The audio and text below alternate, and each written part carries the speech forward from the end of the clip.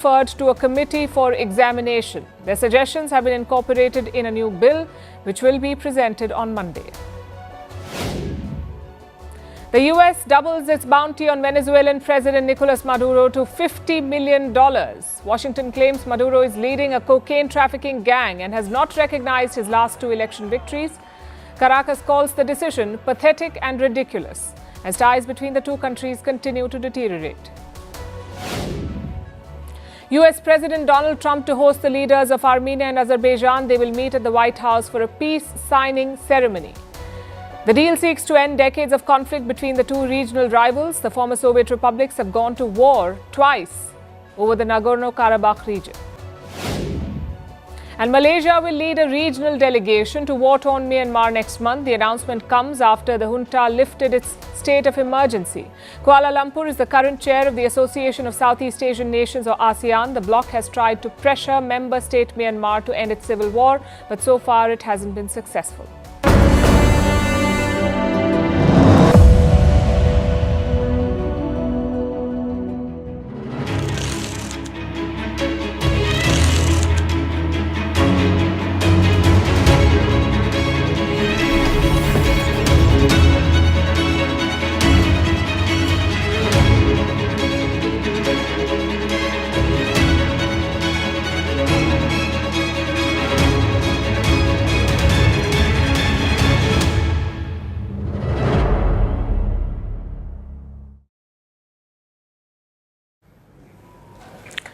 What's below rock bottom?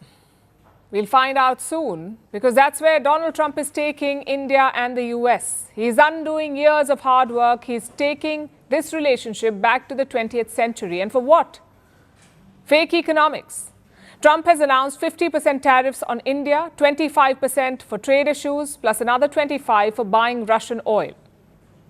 Now, tariff, as you know, is a tax on goods entering a country. It is paid by the importer, in this case, the United States. But the importer passes on the cost to the consumer. Trump won't tell you that, but that's how it works. India's tariffs will kick in later this month. We have until August 27 to negotiate a truce to maybe avoid a crisis.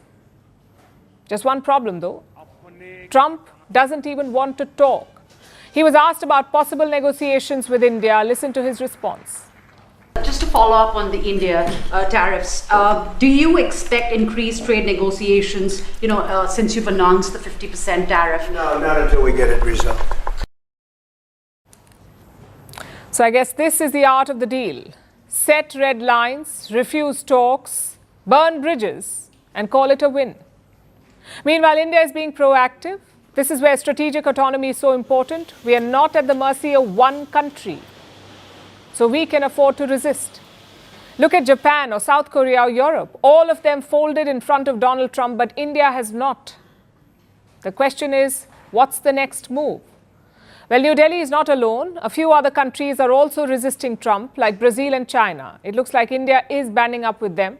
Yesterday, Prime Minister Narendra Modi received a phone call from Brazil's leader, President Lula da Silva. Both of them agreed to strengthen ties on trade, on defense, on energy, and on technology. They promised to take the relationship to new heights. Now, there is context here. Trump has slapped 50% tariffs on Brazil as well. He wanted President Lula to call him and negotiate a deal, but Lula refused. He said he would call Indian Prime Minister Modi instead. There is no articulation in the BRICS, but there will be. Tomorrow, I will call President Modi, then I will call President Xi Jinping, then I will call other presidents, and I'm going to try to discuss with them about how each one is doing in this situation, what the implications are for each country, so we can make a decision. Modi has also invited Lula to India. He is expected to visit sometime next year. Then you have China. Their envoy to India has jumped to New Delhi's defense. Look at what he posted on social media. I'm quoting, "Give the bully an inch, he will take a mile." The bully being Donald Trump. China's state media is also on the job. They're using Indian proverbs to make their case. Let me quote again. As a Hindu proverb goes, help your brother's boat across and your own will reach the shore. A healthy China-India relationship brings positive spillover effects to the region and the world. The sentiment is not new. Think back to April. Donald Trump was unveiling his tariff list, and Xi Jinping wrote a letter to India's president. He said the dragon and the elephant must work together. Well, he's getting his wish. Reports say Prime Minister Modi will travel to China by the end of August. He will attend the SCO Summit in Tianjin. If confirmed, it would be the first trip in 7 years, a major milestone in the reset. And finally, you've got Russia. President Putin will be traveling to India. He is expected to visit towards the end of the year. It will be his first India trip since the Ukraine war. Again, a very symbolic move. Trump is attacking India over Russian oil, yet India is preparing to host Russian President Putin. In fact, like I said, Prime Minister Modi spoke to President Putin today. He promised to deepen India's special relationship with Moscow. So the message from New Delhi is quite clear. We have options. We have good options. All these countries are also part of the BRICS bloc. We did not mention South Africa here, but they too face pressure from Donald Trump. So could the BRICS push back together? President Lula of Brazil already is proposing a joint response. On paper, it ticks all the boxes. BRICS countries make up 56% of the global population. India and China alone make up 1/3. So together, they can absorb some of the impact, maybe buy some of the exports meant for America. But as always, the question is unity. Can they create a common policy or not? The past does not offer a lot of confidence, but let's see how it unfolds. As for India, the concern is long-term because this goes beyond just exports or tariffs. This is about a worldview. America wants to keep dominating geopolitics. They see India as a means to contain China. That's America's worldview. Beijing says it wants a multipolar world, but their actions suggest that they want to replace America. Meanwhile, India's position is clear. We don't want allies. We don't want superpowers. We just want to grow and prosper. No camps, only strategic autonomy. It won't be easy to navigate this world with this worldview. But India must find a way. Because the last few weeks have confirmed the ultimate truth in geopolitics. Nobody is your friend.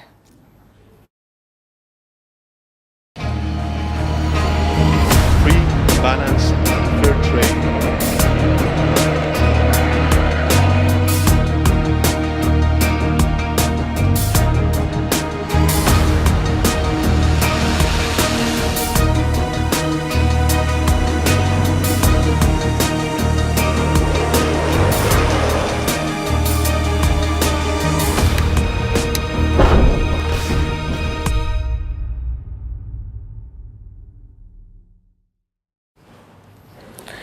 Tariffs are not just numbers on a spreadsheet or a few extra dollars at customs or a bump in the import bill. They're economic earthquakes with aftershocks that shake geopolitics.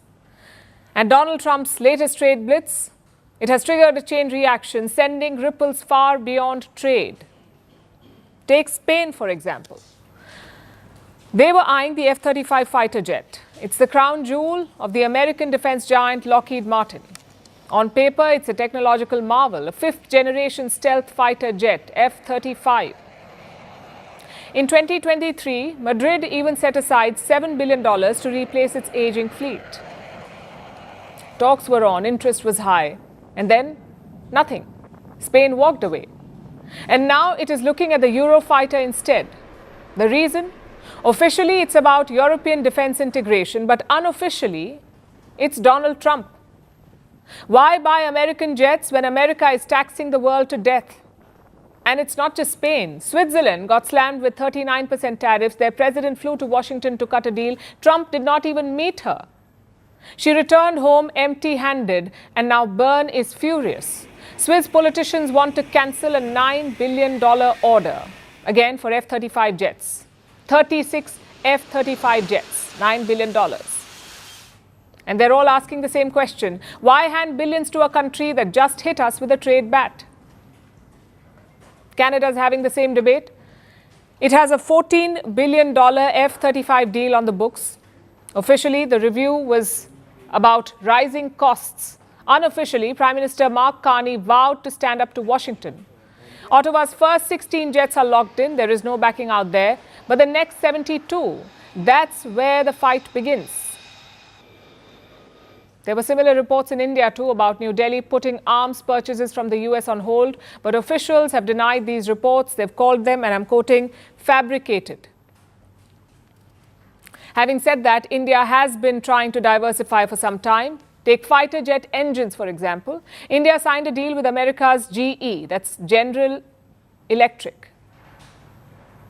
This was a deal for fighter jet engines. The first delivery was supposed to be in 2023, but GE delivered them only in 2025. India even issued penalties, and now it is looking beyond the US, it seems. India is in talks with other nations to co-develop fighter jet engines, the likes of Japan, France, and the UK. It may not be connected to the trade war, but it is a signal that there are always other options. And tariffs are not just bruising defense sales. Entire sectors are taking hits. Take fashion and footwear, for example. Nike, Levi's, and Gap. They rely heavily on Asian manufacturing hubs. They are now facing higher US tariffs, and that means supply chains are scrambling. Then there is tech and electronics. Apple and Nvidia have dodged the worst. They have exemptions, but Trump warns that those breaks are temporary. The exemptions are temporary, and that means entire supply chains are on the edge. The US auto industry could also be collateral damage. Tariffs will cause prices to rise. In fact, the auto industry could take a $12 billion hit, all because of this trade war. It could be the worst since the Wuhan virus pandemic.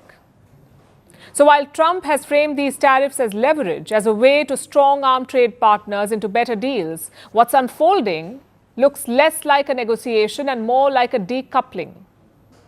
Allies are seeing defense alternatives, supply chains are rerouting, Washington risks becoming a less reliable partner, both in trade and security.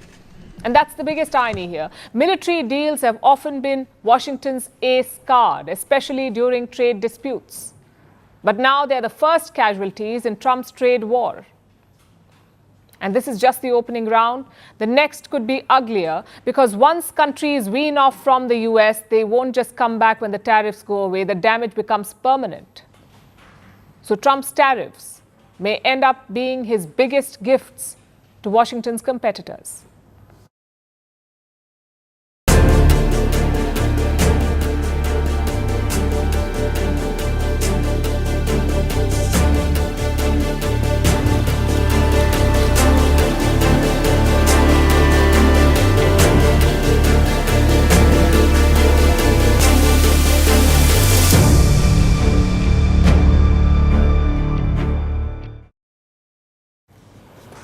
Now let's talk about the exporters. They're the ones in the line of fire. Trump tariffs will hurt their businesses, and a 50% tariff can be a body blow. We've been telling you that importers pay the tariff. They bear the additional cost. So how does it affect the exporters? Well, their products become more expensive. They risk losing consumers and market share. This could put serious strain on their businesses. And for companies that sell only to the US, these tariffs are not just a setback, they are an existential threat. So how do they plan to deal with it? Do they have any options? If you're a large exporter, the answer is yes, you have options. You could relocate production lines. You could shift manufacturing to countries like Kenya or Ethiopia. Trump has imposed just a 10% tariff on them. You could also find new buyers in other markets. Or if you're feeling ambitious, you could acquire a company in the US and remove the risk of tariffs altogether. And these are not just theoretical ideas. Large exporters are already weighing them seriously. This includes pharmaceutical players. So far, they've been exempted from the tariffs because the US really needs medicines made in India. But the exemption may or may not last. Trump has not ruled out punishing them in the future. Remember, pharmaceuticals are among India's biggest exports to the US. Last year, their value crossed $8 billion. For the pharma industry, 31% of their exports went to the US. So losing the US market would be a big blow for them, which is why these companies are Trump-proofing their businesses. And how are they doing it? By making acquisitions in the US. And we have examples. Recently, one pharma giant from India acquired an American company. This deal was worth $250 million. Another firm bought a US biologics facility. They spent around $36 million.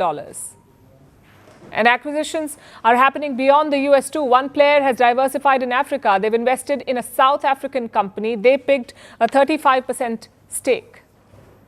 These are all significant moves. If you're a large player, this is how you can ring fence yourself from Trump's unpredictability. But what if you're a small exporter? Someone who's just won their first contract in the US market or just made their first shipment. You don't have a large cash reserve. You cannot buy companies. You cannot build alternative supply chains or work around these tariffs. Such players need protection. They need a safety net from the government, one that can help them tide over this crisis. And the Indian government is apparently working on a plan, a three-pronged strategy. Discussions are on. The goal is to roll out measures that can help exporters. Several ideas are being discussed, in fact, like export promotion. Export promotion is about helping Indian exporters and selling more Indian goods abroad. It can mean lowering costs for exporters, giving them tax breaks or incentives, or offering cheaper credit. How will the government accomplish this? It can bring targeted schemes that can help specific sectors. Another option is to divert goods to other markets and help exporters find new customers for their products, customers beyond the United States. Reports say the government is looking for ways to support these efforts, and the third option is leveraging the domestic market, the Indian market. If export orders drop, manufacturers could redirect supply at home. India's own market may be able to absorb some of it. So there is no one-stop solution to tackle these tariffs, no single measure that can shield exporters completely. It will take a combination of efforts. It will take support from the government, adjustment by the industry, and new and innovative strategies, ways to find new markets and cut costs.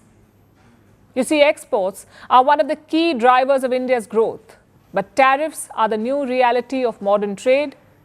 If we don't adapt now, we will be left behind.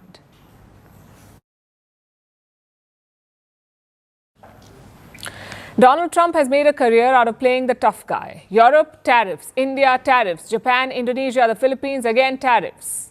But when it comes to China, that swagger slowed down. The US-China trade war was the crown jewel of Trump's economic nationalism. He started with 10% tariffs. He took it up to 145% tariffs on China. That's what Donald Trump announced. But in the month of May, the two sides finally came to the table. There have been 3 meetings, the first in Geneva, the second in London, and the third in Stockholm last week. Meanwhile, the trade war is in an extended pause. 90 countries across the globe were hit by tariffs yesterday, but China was not one of them. Apparently, China is getting another extension. That's what the US Commerce Secretary is saying. His name is Howard Lutnick. He says there could be another 90-day pause. That's what both sides have discussed, and this does not add up. Trump sanctioned India for buying Russian oil, but China buys more of it than India does. And yet, there are no sanctions on China. Why is that? Why does China get an extension? Well, we could think of 4 reasons. Number 1 is the economy. The US economy is heavily reliant on China. They may talk decoupling, but they're very far from it. Last year, bilateral trade was worth $659 billion. US-China bilateral trade, $659 billion. And there is a significant trade deficit. US imports far more than it exports. So the deficit is around $295 billion. Electronic goods come from China. US companies depend on Beijing. So if China is hit with tariffs, the markets will be spooked. Then there are the rare earth minerals. They're everywhere, in your phones, in your electric cars, satellites, jets. Basically, every piece of modern tech has it. China dominates the global production of rare earth minerals. In past trade flare-ups, it has restricted exports. China has restricted the export of rare earth minerals. This time, too, it has done the same. So if Beijing wanted to squeeze the US on this, it can. It has leverage. Reason number 2 is price hikes. Tariff is a tax on exports. Say China sells a $100 phone to the US. Now Trump has imposed a 50% tariff, so the phone suddenly costs $150. Who pays the extra $50? It's usually the importer. But they won't absorb the cost. They will most likely pass it on to the consumer. So prices are likely to go up. Reports suggest it will take about 8 months for American consumers to feel the pinch, for the real price hikes to show up. And that means this could spill into 2026, and Trump cannot afford that. Because next year, the US will hold midterm elections, and Trump cannot afford to have a disgruntled electorate. Reason number 3, the White House clock. Trump may want to push China to the brink, but he is only in office for 4 years. US presidents don't last forever, but Chinese President Xi Jinping might. So he can afford to wait this out. Xi can weather an economic storm without losing power, but Trump cannot. Also, corporate America is no stranger to this. Why would they spend billions relocating factories, especially when the next administration could dial all of it back?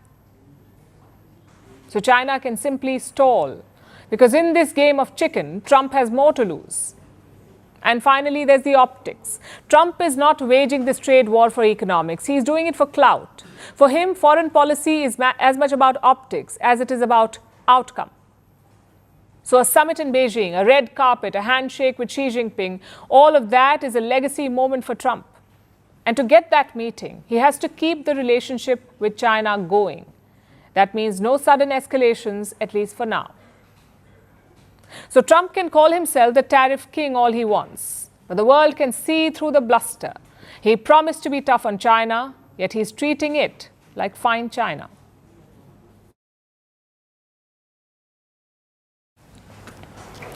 In the middle of every crisis comes the same question. What should investors do?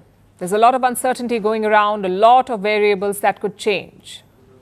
So where should you invest your money? Let's look at performance first. It's been a tough period for Indian stocks. The Sensex is down 4.6% in the last 30 days. That's almost 3,900 points. The Nifty is the same story, around 4.5% down. That's 1,100 points. This drop is not just about the tariffs, it's about the uncertainty. One day Trump says 25% tariffs, the next day he says 50%, tomorrow he may increase it again. And this uncertainty is driving the markets down because investors like clarity. Now look at gold prices. Gold was trading at 99,000 rupees in July. In 1 month, it has risen to 1,04,000 rupees, which is around $1,200. That's a 4% increase in 30 days. And what explains it? The same thing, uncertainty. During a crisis, investors flock to gold. Unlike other assets, gold has intrinsic value. It is also limited in supply. So whenever there's a crisis, gold will do well. And we are seeing that now. Which brings us to the main question, what should you do with your money? For long-term bets, the advice remains the same. Be regular, be diverse. Don't put all your money in a single asset. Try to spread it out. Your portfolio may look a bit shaky right now, but remember, you are in it for the long haul. Trump will be gone by 2029. His tariffs could be gone even before that. So do not get distracted by the chaos. Be regular, be diverse. What about the short term? That's slightly more complicated. These tensions will linger in the near term, so a good hedge is advisable. What does that mean? A hedge is sort of like a safe investment. Even if your other moves do not work, this one will make you some money. It will offset your other losses. Right now, gold is a good hedge. Experts say you can buy some gold ETFs. This is an index that tracks the value of real gold. Or maybe you can invest in multi-asset funds. Those will spread your money into gold as well. But remember, do not go all in. We are not saying rush to your nearby jewelry shops. We are not saying only buy gold ETFs. We are saying put some money there because it's a good hedge during uncertainty. And what about stocks? Well, the issue at hand is tariffs. So naturally, exporting companies will be hit. Consider textile firms. Around 50 to 70% of their revenue comes from the US. At 25% tariffs, they may have had a chance, but at 50%, it's a deadly blow. And you can see that in the markets. Look at some of India's textile heavyweights. Gokul Das exports down 23% in the last 30 days. Pearl Global is 12% down. Indo Count Industries 20% down.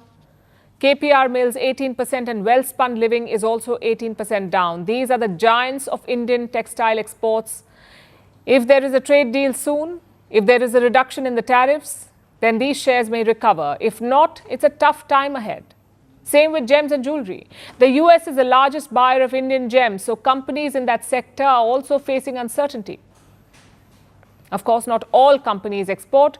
Some of them are focused on the domestic market, like hotels, cement companies, banks. Some sectors are also exempt from Trump's tariffs, like IT, pharma, electronics. On paper, these sectors are likely to do better, but as always, remember one thing. Investments are a very personal matter. Your strategy should be decided based on your priorities. Where are you in life? How much money can you invest? What are your goals? And do you have a safety net? Think about all of these things.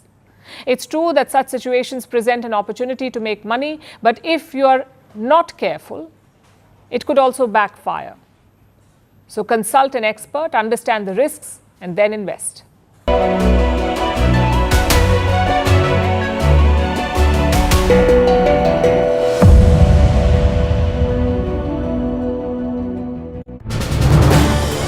This is News 18 Network.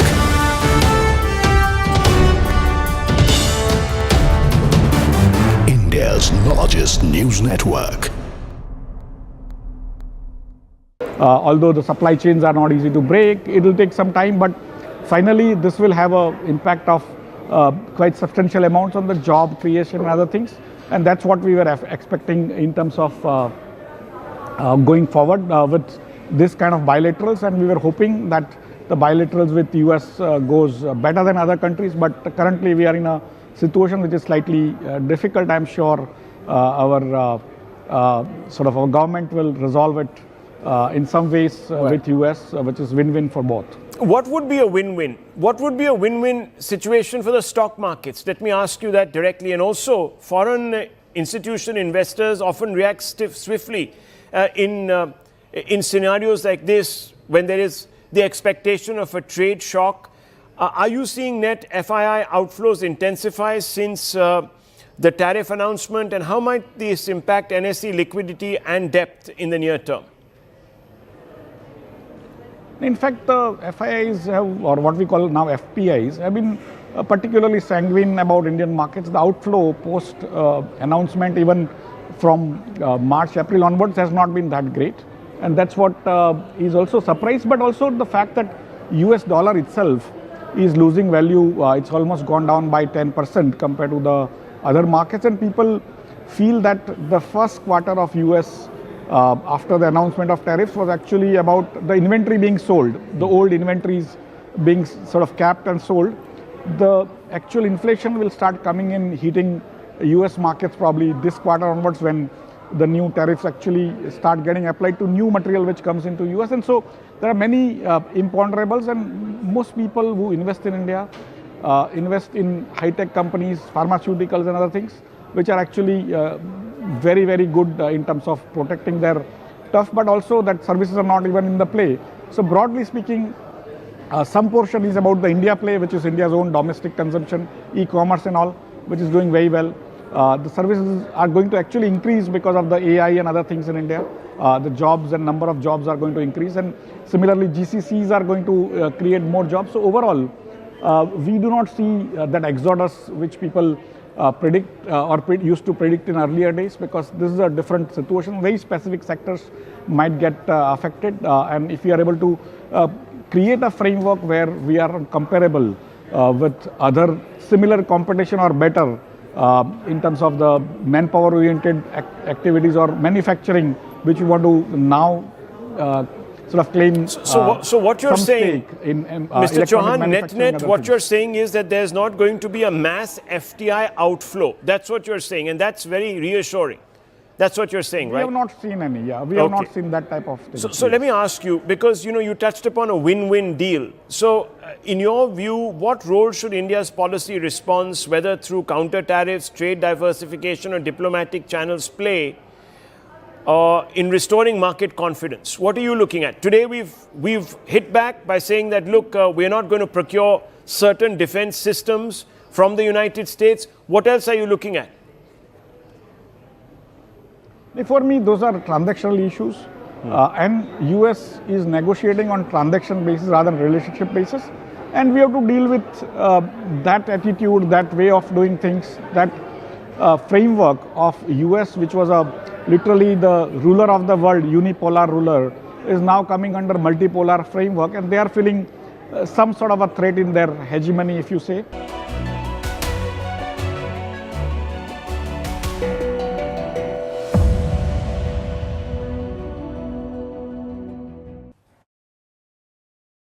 We are talking about really trying to find the strategic United States.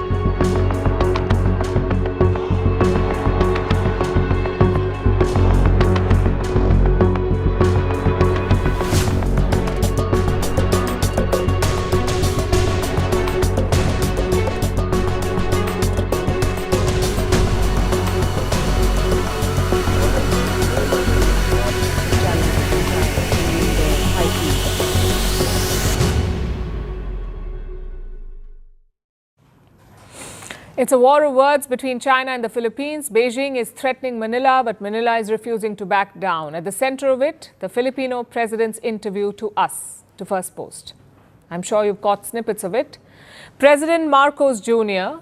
was in India for a state visit this week. He sat down with us for an interview on Wednesday. We covered a lot of topics, and one of them has triggered a major controversy. Listen to this first.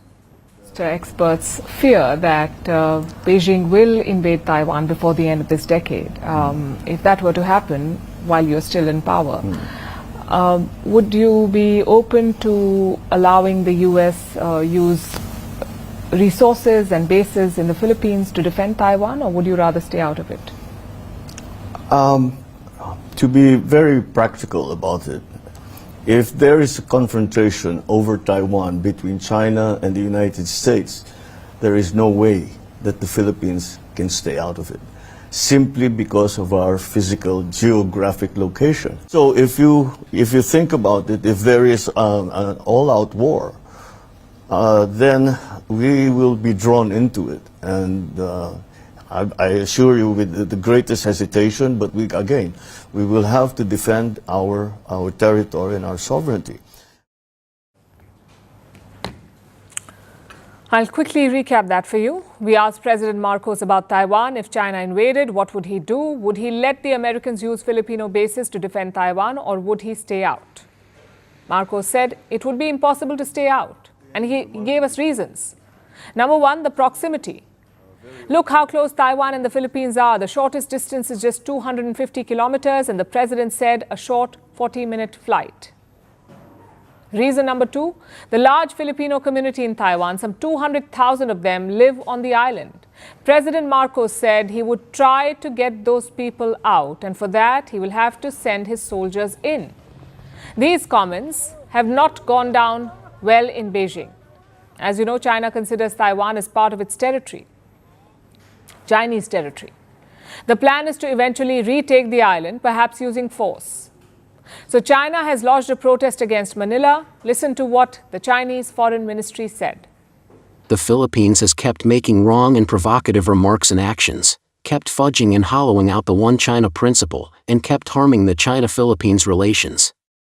It needs to be further stressed that near geographic location and a large amount of Filipinos in Taiwan should not be used as pretexts to interfere in the internal and sovereign affairs of other countries. We urge the Philippines to earnestly abide by the One China principle and refrain from playing with fire on issues bearing on China's core interests. Strong words there. China says Marcos is playing with fire. They're asking him to stay out of Taiwan, but Manila is not backing down. They have responded to China's statement. Let me quote from what the Philippines has said. The president reiterated the importance of peace and stability in Taiwan. The Philippines upholds its One China policy and adopts a policy of non-interference in China's internal affairs.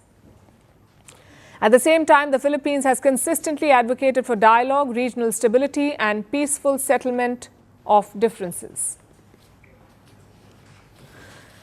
There are two flashpoints here. The first is bilateral. China and the Philippines have a territory dispute. Beijing claims most of the South China Sea, even the sovereign waters of Manila, the West Philippine Sea. International courts have ruled in the Philippines' favor, but China refuses to accept. It regularly sends ships into disputed waters. Sometimes these ships sail right up to Manila's economic zones. And of late, this has led to clashes. We've seen China firing water cannons at Filipino ships. President Marcos addressed that issue too. He also promised to not give up an inch of sovereign land. There have been multiple close shaves between Chinese and Filipino vessels in recent past, with the Chinese ships also firing water cannons at Filipino ships. Are you worried that this may escalate into a full-blown crisis, that a small misunderstanding may blow up into something much bigger? That is precisely what we are worried about. Your recent State of the Nation address is coming under a lot of scrutiny. In last year's speech, you promised to not yield even an inch of Philippine land in disputed areas. This year, your statement did not make an explicit mention of that, of the West Philippine Sea, but you focused more on non-alignment on Manila's part. Would you say you watered down your statement? Did you, and why? No, I did not. You're the second person to ask me that. Let me say it again. The Philippines will not cede 1 square inch of our territory. We will not give up the exercise of our sovereign rights. So that's the bilateral flashpoint. The second is Taiwan. If war breaks out, the U.S. will need regional allies. They will look to Manila. The U.S. is a treaty ally of the Philippines. Washington is permitted to use Filipino bases and land. Already, there are hundreds of American soldiers in the Philippines. Reports say the country also hosts U.S. missiles. So if there is war, the U.S. will turn to Manila, which is why China is angry. If you keep these flashpoints aside, everything is great. China is Manila's largest trading partner. 25% of their imports come from China. President Marcos also alluded to this. He said the relationship was fine, except for the disputes. But he was also realistic about it. He admitted that these disputes would not disappear overnight. In fact, they're likely to get worse. The Philippines is focused on creating a coalition in the region. They want to bring China's rivals together. One example of that is the Squad. It's a group of 4 Indo-Pacific countries: the Philippines, Japan, Australia, and the US. It's a bit different from the Quad. The Quad is very shy about its security goals, but the Squad is not. In fact, the S in Squad stands for security. As for China, we do not get the meltdown. President Marcos was responding to a hypothetical situation. If China invades, then Manila will get dragged in.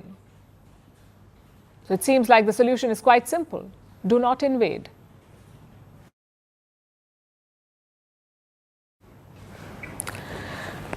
In Israel, Benjamin Netanyahu's government has a new plan, a plan to occupy Gaza. Right now, the Security Cabinet has approved a plan to take over Gaza City.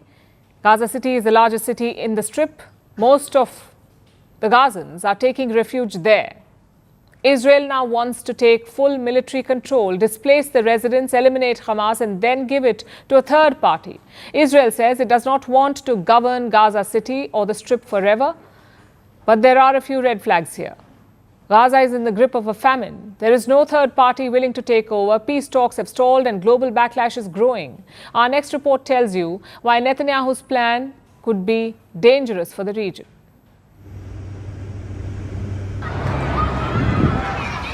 Netanyahu's office has a new plan, a plan to take over Gaza. The Israel Defense Forces will prepare to take control of Gaza City, all while providing humanitarian aid to civilians outside combat zones.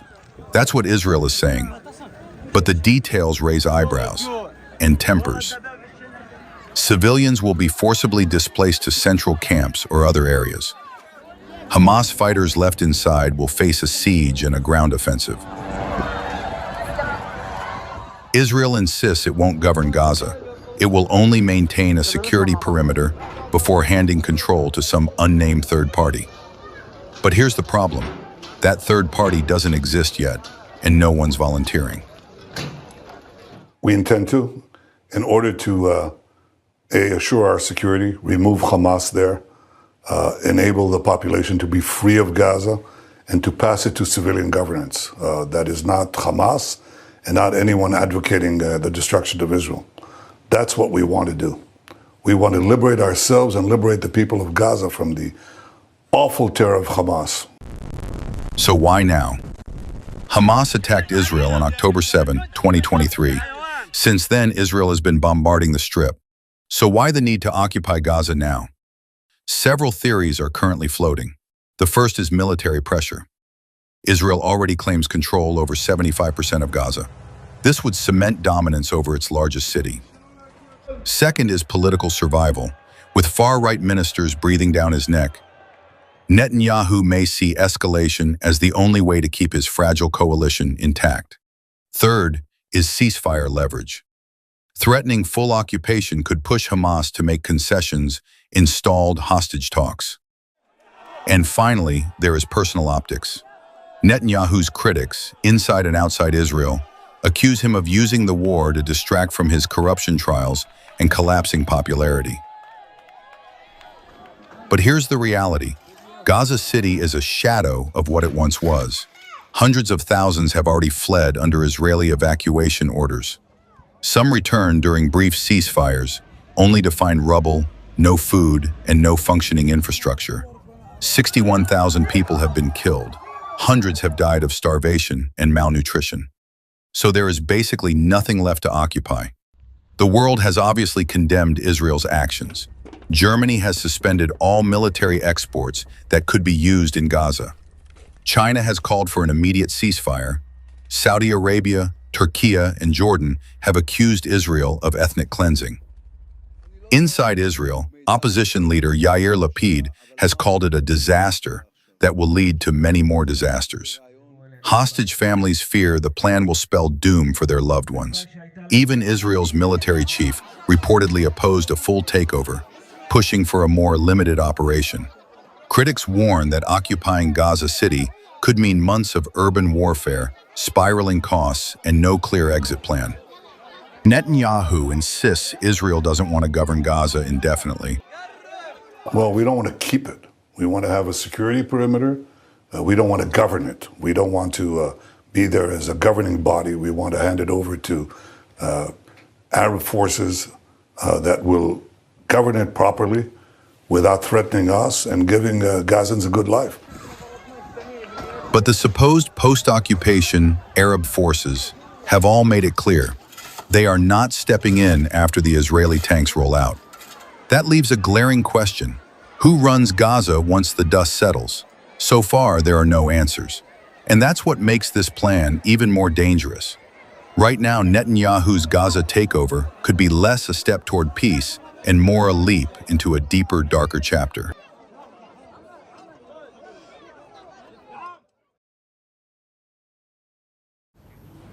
First, Sam Altman shared an image on X. He's the CEO of OpenAI, the parent company of AI chatbot ChatGPT. And yesterday, Altman shared an image. No caption, just a picture of the Death Star. If you're a Star Wars nerd, you know what this is. It's a world-destroying space station, the supposed ultimate weapon. For Sam Altman's audience, this was a teaser. For his competitors, this was a warning. Because less than 24 hours later, this happened. OpenAI released GPT-5. GPT-5 is OpenAI's new flagship AI model. Until yesterday, we had GPT-4. Today, ChatGPT has an upgrade. It's GPT-5. And it intends to wipe out all the rest. Apparently, it is faster, more accurate, and less likely to hallucinate. You see, sometimes AI models make stuff up. They hallucinate. Apparently, this one does not. Sam Altman says GPT-5 will be less deceptive and much smarter. He says it can think harder and provide PhD-level expertise, his words. So the new model is better at writing maths problems, at maths problems and at coding. In fact, this last bit is a big selling point, coding. Companies are obsessed with AI coding. About 20 to 30% of Microsoft's code is being written by AI. Meta expects half of its code to be written by AI next year. So OpenAI is making big moves in this space. Sam Altman says GPT-5 can generate, and I'm quoting, an entire piece of software for you. But beyond this coding fantasy, what does GPT-5 mean for you? Frankly, if you're a casual ChatGPT user, you may not even notice the changes. There are minor cosmetic differences. And this almost feels like deja vu. AI products come with a labyrinth of names. This is true of ChatGPT as well. 4o, Mini, Pro, O1, O3. It's an endless list of suffixes. It is hard to tell what changes come with which update. And yet the new update, GPT-5, matters, at least in the grand scheme of things, less so because of its utility, more because of the vibe. OpenAI is the world's third most valuable private company. Today, ChatGPT is used by governments, by nearly every Fortune 500 company, and by nearly 700 million people every week. And OpenAI is widely considered the bellwether for the AI industry. It launched the AI boom in 2022. Since then, it has constantly improved its technology. Now its AI models can listen, talk, and reason. But they also have many rivals: Google, Meta, Anthropic, and China's DeepSeek. They've all released similar technologies. The competition is only growing, and so is the fear. OpenAI needs to keep up the hike, or it loses out. And Sam Altman knows this. It stokes his hunger for hyperbole. He calls each new model the best ever. But so do most tech bosses. Look at billionaire Elon Musk. Last month, he released Grok's latest iteration. He called it, and I'm quoting, the world's smartest AI, better than PhD level in everything. So now Sam Altman has met him at the so-called PhD level and done him one better. Altman claims that GPT-5 sets the stage for future innovations, for the ultimate goal, AGI, artificial general intelligence. And this is not just OpenAI's ambition. Anyone who works on AI dreams of this. AGI means that a machine can do anything the human brain can. It holds the promise of curing all diseases, of overhauling economies. AGI is AI's final frontier. Anthropic, Google DeepMind, IBM, Microsoft, they're all working to build this tech. But no one has come close, except OpenAI, or so they claim. They say GPT-5 is, and I'm quoting again, a significant step towards AGI. It's very hard to verify. Can GPT-5 reset the AI race? Can it really do everything better, smarter, and faster? Like most things AI, no one knows for sure. And for OpenAI, that's the best part. Because no matter what Sam Altman posts, his ultimate weapon is not GPT-5, it's the hype it creates.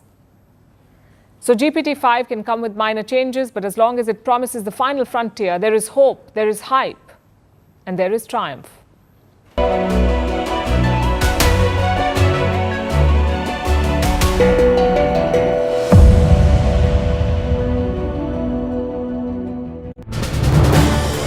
This is News 18 Network.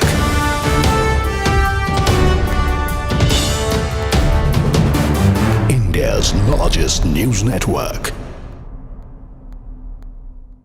Although the supply chains are not easy to break, it will take some time, but finally this will have an impact of quite substantial amounts on the job creation and other things. And that's what we were expecting in terms of going forward with this kind of bilaterals, and we were hoping that the bilaterals with US goes better than other countries, but currently we are in a situation which is slightly difficult. I'm sure our government will resolve it in some ways with US, which is win-win for both. What would be a win-win? What would be a win-win situation for the stock markets? Let me ask you that directly. And also, foreign institution investors often react swiftly in scenarios like this, when there is the expectation of a trade shock. Are you seeing net FII outflows intensify since the tariff announcement, and how might this impact NSE liquidity and depth in the near term?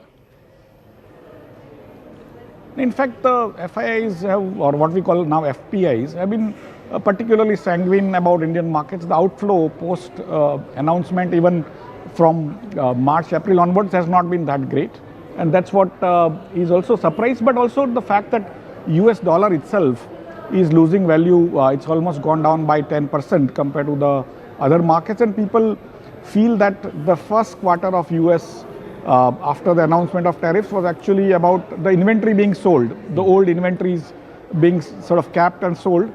The actual inflation will start coming in, hitting US markets probably this quarter onwards, when the new tariffs actually start getting applied to new material which comes into US. And so there are many imponderables, and most people who invest in India invest in high-tech companies, pharmaceuticals and other things, which are actually very, very good in terms of protecting their stuff, but also that services are not even in the play. So broadly speaking, some portion is about the India play, which is India's own domestic consumption, e-commerce and all, which is doing very well. The services are going to actually increase because of the AI and other things in India. The jobs and number of jobs are going to increase, and similarly GCCs are going to create more jobs. So overall, we do not see that exodus which people predict or used to predict in earlier days, because this is a different situation. Very specific sectors might get affected, and if we are able to create a framework where we are comparable with other similar competition or better in terms of the manpower-oriented activities or manufacturing, which we want to now sort of claim. So what you're saying, Mr. Chauhan, net, what you're saying is that there's not going to be a mass FDI outflow. That's what you're saying, and that's very reassuring. That's what you're saying, right? We have not seen any, we have not seen that type of thing. So let me ask you, because you touched upon a win-win deal. So in your view, what role should India's policy response, whether through counter tariffs, trade diversification or diplomatic channels, play in restoring market confidence? What are you looking at?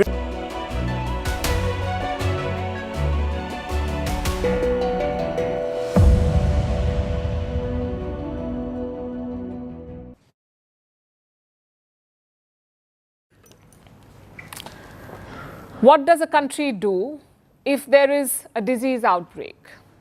You raise awareness, you boost healthcare, you keep the morale high. But this is the ideal scenario, and China is far from it.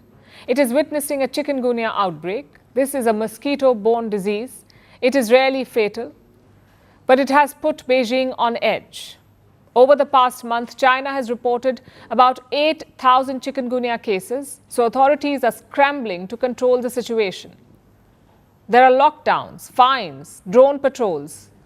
Police are barging into people's homes, even taking blood samples of children forcibly without any parents present. This has stirred outcry in the country, but it is a story the people of China know all too well. Here's a report. A single mother living in Tianjin, a port city in China's Guangdong province, was working the night shift. She was not at home. That's when a uniformed police officer entered her home in the middle of the night, went to her children's bedroom, and took blood samples from the girl and the boy without their mother's consent. Why? Because the son had a fever.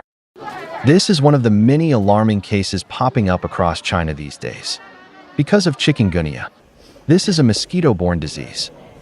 It spreads after people are bitten by the insect with the virus. Once infected, people get fever, muscle and joint pain, nausea and rashes. But it is rarely fatal. Chikungunya outbreaks are common in Asia, Africa, and South America. But this is the first time China has seen such a major occurrence of it, and it is on edge. The virus has been spreading in the southern part of the country. It started about a month ago. So far, about 8,000 cases have been reported. China is scrambling to control the outbreak of this non-fatal disease. Lawmakers are trying to motivate people by saying that China would strive to win the battle against the chikungunya fever epidemic.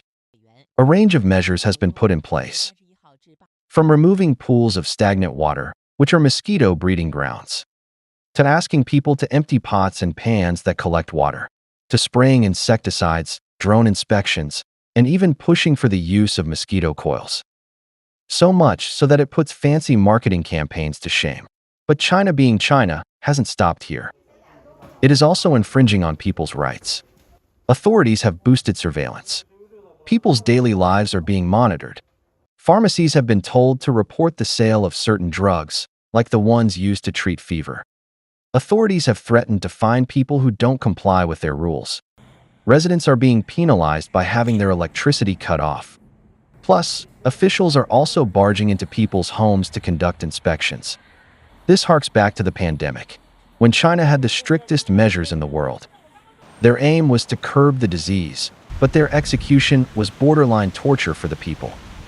Now, the chikungunya outbreak is seeing something similar, and it has divided experts. In reality, what has to happen in an outbreak situation is you try and do as much as you can based on the evidence that you have, right? So I think what the responses that the Chinese authorities are putting in place is not unreasonable. They are, these are the same kind of things that anywhere else would do if they are faced with the chikungunya outbreak. But the extreme measures have stirred a huge outcry in China. People are sharing videos on social media app Weibo, where hashtags about the incident have been viewed about 90 million times. But if history holds any signs, this will not deter Beijing. After all, their biggest goal is to protect their image. And for the land of the Wuhan virus, another disease outbreak is not a good look.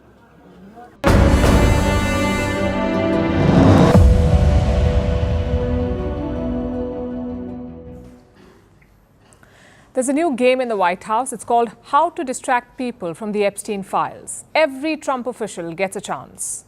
The latest is Attorney General Pam Bondi. She has announced a reward for arresting a foreign citizen, a whopping $50 million reward. And who's the foreign citizen?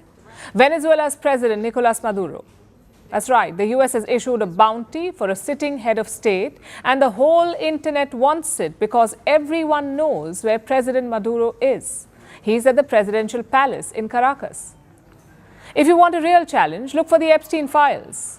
You may find it deep inside the White House, or who knows, maybe at Mar-a-Lago.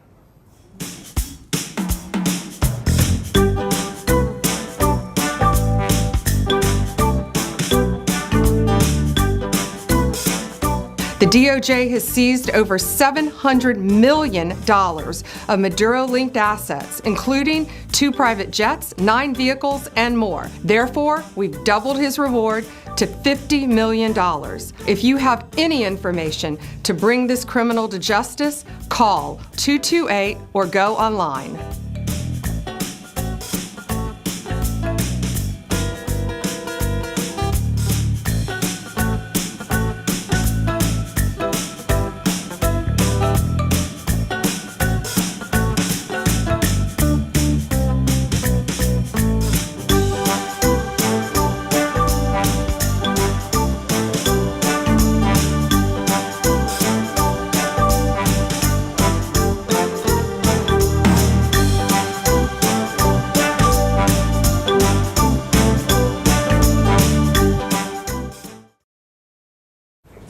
And now it's time for Vantage Shots, images that tell the story. Japanese warships visit New Zealand's capital for the first time in almost 90 years. Flash floods hit northwest China, killing at least 10 people. And an eruption on the sun is expected to trigger northern lights on Earth. Finally, we are taking you back in history. On this day in 1942, Mahatma Gandhi launched the Quit India movement. It was a civil disobedience movement aimed to end the British rule in India.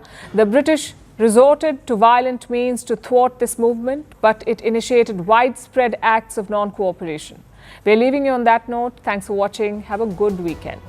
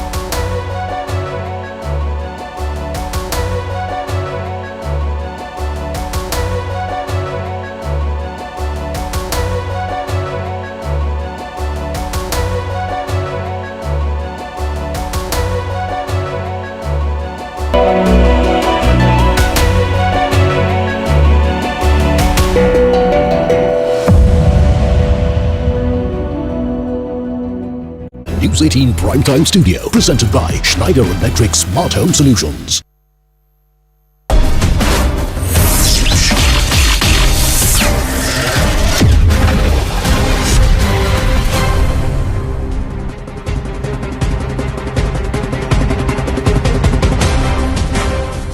Namaste, Jai Hind, Jai Bharat, and welcome to this edition of The Right Stand. And we are coming to you live from the CNN News 18 Primetime Studio, presented by Schneider Electric Smart Home Solutions.